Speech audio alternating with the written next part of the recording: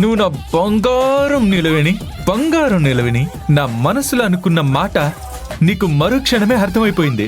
ఇంత అర్థం చేసుకున్న భార్యని ఆ ఒక్క విషయం అర్థం చేసుకోలేనా చెప్పండి? ఉండండి, ఇప్పుడే వస్తాను. మీరు కూర్చోండి కూర్చోండి.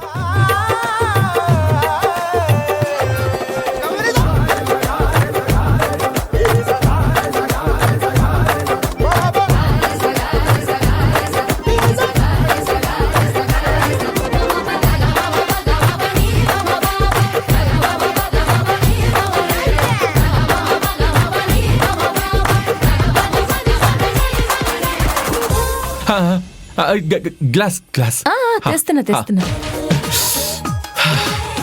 అమ్మా,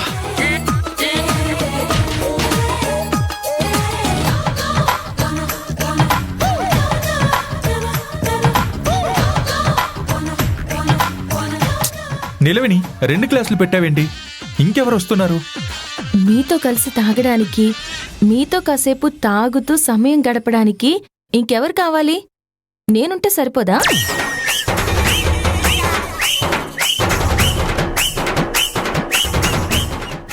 ఏంటి, నువ్వు నాకు తాగడానికి కంపెనీ ఇస్తావా? అందులో తప్పే ఉంది తారక్ సార్. మీతో సంతోషం పంచుకుంటాను, మీతో దుఃఖం పంచుకుంటాను. మీ అభిప్రాయాల్ని, ఆలోచనల్ని అన్ని పంచుకుంటున్నప్పుడు మందు పంచుకోవడంలో తప్పే ఉంది.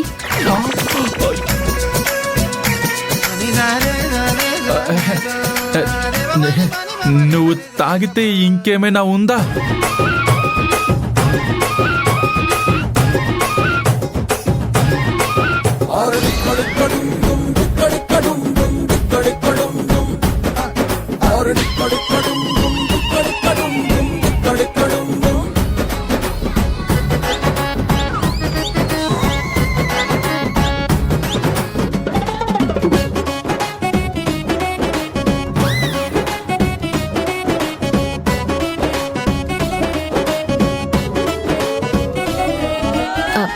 తారక్ సార్, తారక్ సార్, ఏమైంది తారక్ సార్? హఠాత్తుగా భూలోకాన్ని వదిలి ఇంకేదో లోకంలో విహరిస్తున్నట్టున్నారు. నువ్వు తాగాక ఏ లోకంలో అయితే విహరించి వస్తావో ఆ లోకానికి ఒక్కసారి అలా వెళ్ళి ఇలా వచ్చాను. ఆ లోకంలో ఉన్న వాళ్ళందరూ నిన్ను మళ్ళీ పంపించొద్దు అని చెప్తున్నారు. అందువల్ల నేను తాగను, నువ్వు తాగొద్దు. ఇవి ఎక్కడి నుంచి తీసుకొచ్చావో నేనే అక్కడ పెట్టేస్తాను.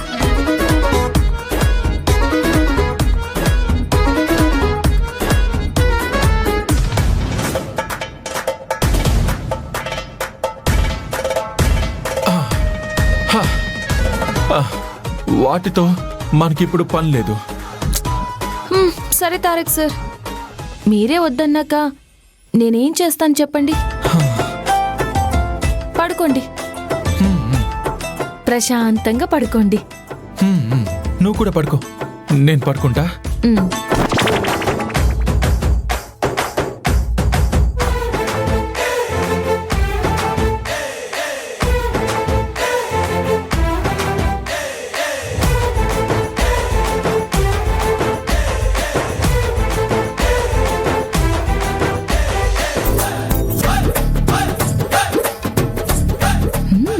ఈ సూత్రం బాగానే వర్కౌట్ అయింది.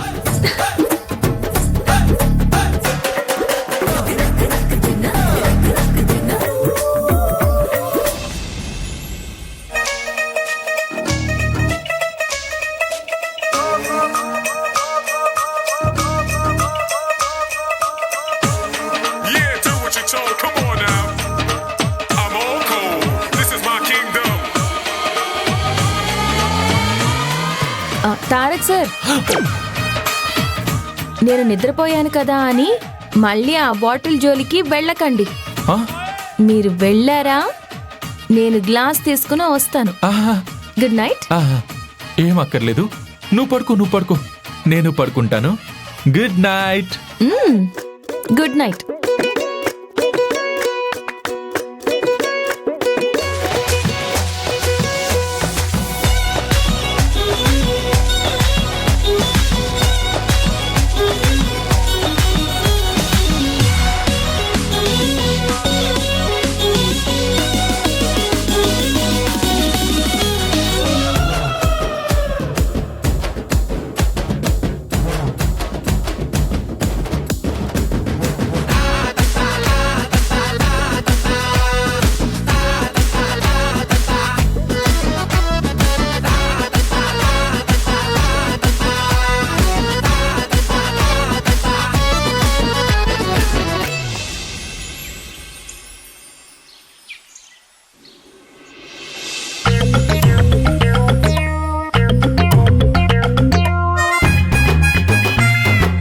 బావా, ఇప్పుడు నీకెలా ఉంది? అది అది అక్క, అసలు బావకేమైంది? అది అది అది అని అదే లూప్లో మాట్లాడుతున్నాడు. కొంపదీసి గతం మర్చిపోవడం లాంటిదేం జరగలేదు కదా? మర్చిపోయినా పర్వాలేదులేవే. ఆయనకి గుర్తు పెట్టుకోవాల్సినంత గొప్ప గతం ఏముంది చెప్పు.